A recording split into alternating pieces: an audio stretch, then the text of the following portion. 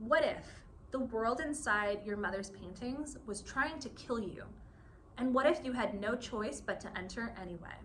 That's the situation we find in Wolfwood by Marianna Baer.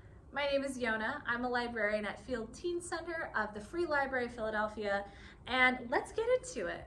Wolfwood is a really good read-alike for books like The Hazelwood or Our Crooked Hearts by Melissa Albert. It has that same vibe of fantasy world seeping into the real world in this dark but beautiful way. This book will also give you a double scoop of what can go wrong when you try to fix somebody else's problems for them. The main conflict of this story is that the protagonist and her mom are living in a pretty fragile situation, and they're not doing well financially. Her mom is a struggling, washed-up artist, but she has this opportunity to do one final show, and her paintings could sell for $14,000 each, which would be huge. They wouldn't be struggling to pay rent every month. They could rent out a place that's not a gross, sketchy basement. She would have a real shot at affording college, but her mom refuses to do the paintings and won't tell her why.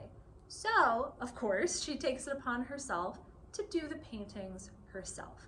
And when she starts painting, something very weird happens, and she finds herself in the world of these paintings. We slowly learn about the main character's mom and a traumatic incident that happened in her past. All of the characters that appear on the page are pretty fleshed out and well-rounded and multi-dimensional. Although Wolfwood spends a lot of time in these fantasy worlds of the paintings, it also takes a gritty and unflinching look at what poverty looks like in the US. It describes experiences of homelessness and also explores how the main character can both be in a really terrible situation because of her poverty and still have some racial privilege. And speaking of race, one thing to know is that the main character and her mom are definitely explicitly white in the book, but the cover is very East Asian coded. Although this cover is beautiful, I do think it's a little bit misleading in that way, so be careful. This book would be a fun read for anyone who likes isekai stories or video game reincarnation comics, because although she's not dead, first of all, and she's not in a video game,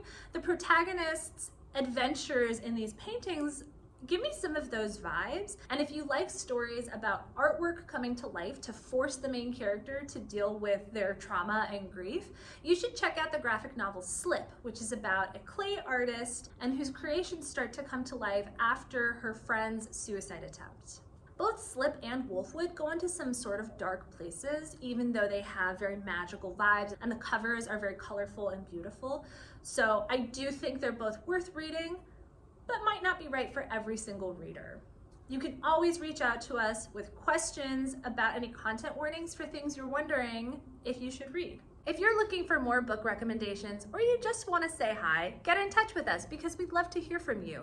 You can always DM us on Instagram or email us. Or of course, you can visit us in person at Field Teen Center. We're located on the ground floor of Parkway Central Library at 1901 Vine Street. Our hours have been known to change from time to time, but currently our hours are 11 a.m. to 5 p.m. For the most up-to-date information on our hours and any upcoming events, be sure to follow us on social media and check our website. Thank you so much for watching, and I hope you find something great to read.